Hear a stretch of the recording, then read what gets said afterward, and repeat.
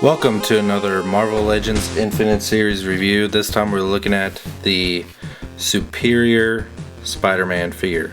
Now, just a little bit of background about this character if you've never heard of it before. Towards the end of the Amazing Spider-Man run, Dr. Octopus took the body of Peter Parker, and Peter Parker was, by default, his mind was transferred to Doc Ock. And after a series of failed attempts, Peter Parker couldn't switch minds, and he died inside the dying body of Doc Ock.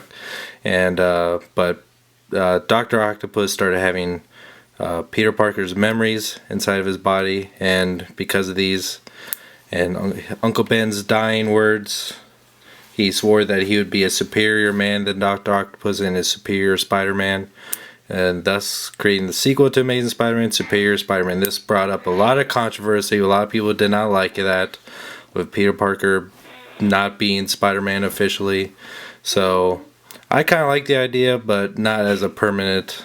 It's just a good, interesting one-shot idea. Now, as far as this costume goes, I'm not sure what part of the comic series he's actually worn this, because anytime I've seen Superior Spider-Man, it just looked like the regular Spider-Man costume, but with just slightly different eyes. But I've seen more like that, but I have seen kind of like this, and I really dig this design. The webbing on especially you can tell on the face and chest, it's very sporadic, it's uneven, not symmetrical. Just kind of gives its own very unique design, and the eyes kind of look more like goggles, kind of like Dr. Octopus's goggles that he wears most of the time. The spider logo on the chest is very large, and it kind of expands to the black of the costume, and the rest of it's pretty much black, and you do see some nice detailing there. A little bit of red on his shoes, and a little bit of more red on his palms. Just like most of the other actually a lot of the other Infinite figures, they come with interchangeable hands. Let's zoom out a little bit, and they pop out thusly. You can put them in. This is something Marvel Legends has been lacking a lot lately, especially when Spider-Man figures. Interchangeable hands is always a big plus. Other than that, he doesn't come with any other accessories, except for he does come with believe the right leg for the Green Goblin, so that's a plus. As far as articulation goes, he does have I believe a ball jointed neck on side of a hinge. His chest flexes in and out, and on his shoulders he does have a swivel that goes in and out as well. A mid bicep cut, and double hinged elbows, which are a little bit sticky. His wrists swivel.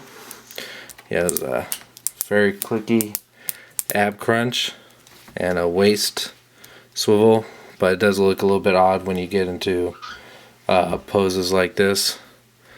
And he does have, I believe, ball jointed hips here, and with a thigh cut that's actually fairly tight and clicky.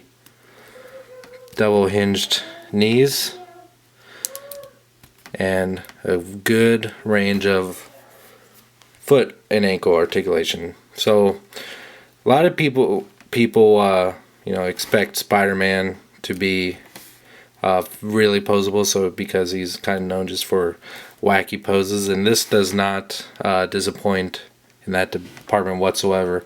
But it's also nothing like, nothing extraordinary. Just kind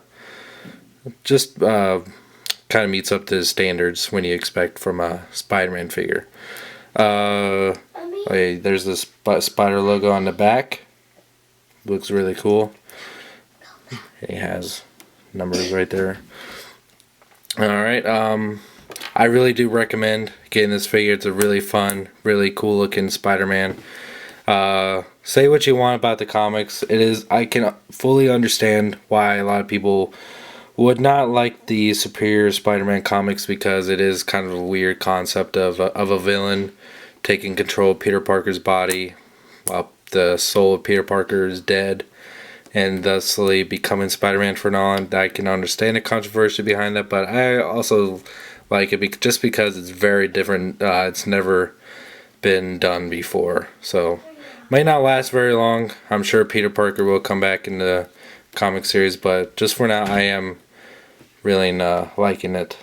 It's definitely, you can definitely tell a lot of differences in the personality of Peter Parker now, or Spider-Man, however you want to look at it. Call him Peter Parker, Doc Ock, just whatever. I definitely recommend this, but if you're so anti-Superior Spider-Man, you'll probably pass this up. But if you're just looking for a really fun, cool looking Spider-Man figure, definitely recommend picking this one up.